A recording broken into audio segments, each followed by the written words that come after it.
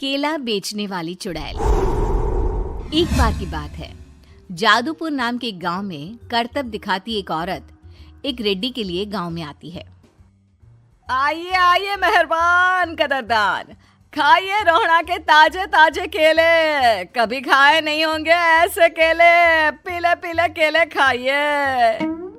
ये कहकर रोहड़ा हाथों में 4 केले लिए उन्हें सर्कल में जोर जोर से हवा में उछालती हुई करतब दिखाती है, जिसे देखकर आसपास के सारे बच्चे अपने अपने मम्मी पापा से उस औरत के पास जाने की जिद करने लग जाते हैं। पापा, ऐसा तो सर्कस में बॉल से होता है ना, ये आंटी तो केले से कर रही है। चलिए ना पापा, देखते हैं।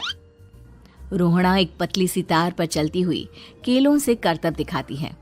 आते जाते सभी लोग बाहर रुककर उसके करतब देखते हैं और वाह वाही करते नहीं थकते। जैसे ही एक आदमी पास आकर उसे पैसे देने लग जाता है, तब वो कहती है, अरे नहीं नहीं साहब, मैं करतब तो बच्चों के मन को बहलाने के लिए करती हूँ। धंधा तो मेरा केले का है। पीछे देखो मेरी रिड्डी, जो भी मेरे केले खाएगा मेरी तरह चुस्त दुरुस्त और तंदुरुस्त हो जाएगा। पता चलता है क्या कि मेरी उम्र 55 की है। अरे पर ऐसे ठंड के मौसम में कोई केला क्यों खाएगा? ये ऐसे वैसे केले नहीं है साहब, ये शरीर में गर्मी देते हैं।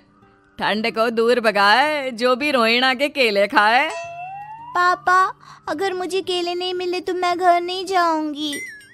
तभी उसके पापा कहते हैं कि बेटा, केले ठंड में कभी गर्मी नहीं देते। ये सब कहने की बातें हैं, सामान बेचने का तरीका है इनका। पर पिंकी नहीं मानती। मैं केले खाऊंगी। पिंकी की जिद के आगे नत्थू हार जाता है और उसे केले खरीद कर दे देता है। पिंकी खुश होकर केले घर ले आकर खाती है। अब मैं भी करतब करूंगी, कितना मजा आएगा। जादुई केले। पिंकी पहला केला खत्म भी नहीं करती कि वो बेहोश हो जाती है। दूसरे केले से एक काला धुआं आता है और रोहड़ा चुड़ैल बनकर बाहर निकल आती है। मेरे भूतिया केले बच्चे न खाए, ऐसा हो ही नहीं सकता। जादूपुर वालों, कब तक बचोगे? आ गई हूं मैं रोहड़ा, जिसका कोई नहीं कर सकता सामना। रोहड़ा पिंकी को गोद में उठाकर काले धुएं में कहीं गायब हो जाती है। शाम के वक्त नत्थू घर लौटता है और पिंकी को घर में ना पाकर उसकी माँ से कहता है, माँ पिंकी कहाँ है? अरे बेटा, उसे तो तू सुबह करतब दिखाने ले गया था ना, फिर कहाँ वापस आए तुम दोनों? मुझे लगा तू उसे अपने साथ मंडी ले गया होगा। हे भगवान, मेरी बच्ची कहाँ गई?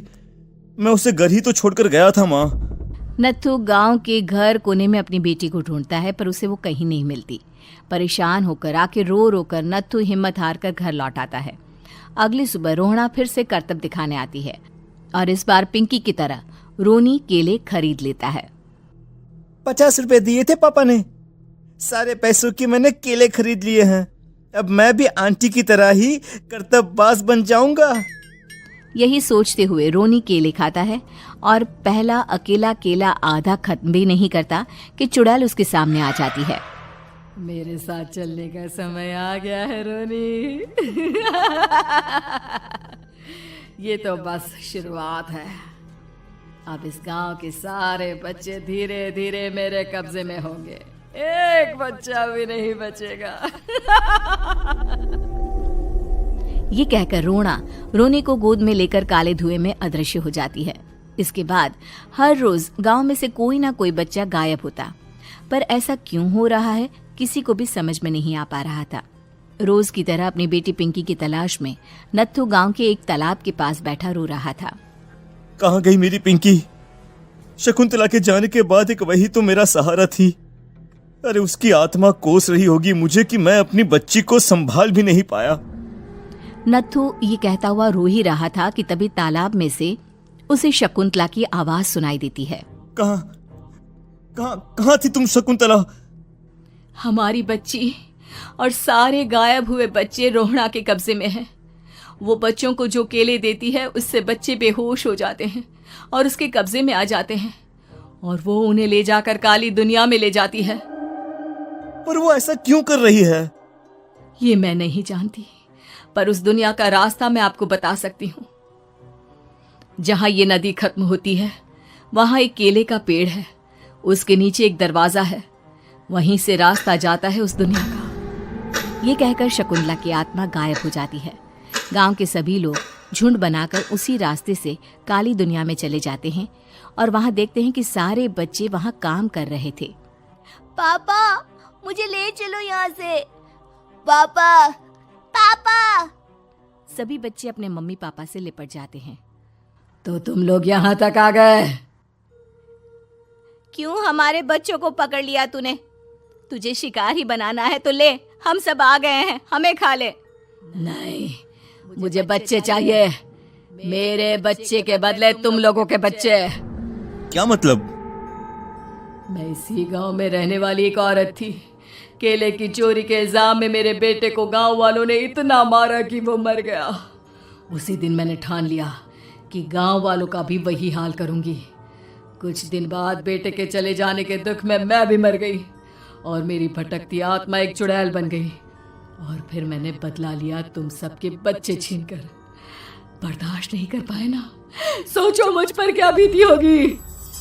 हमें माफ कर दो रोना।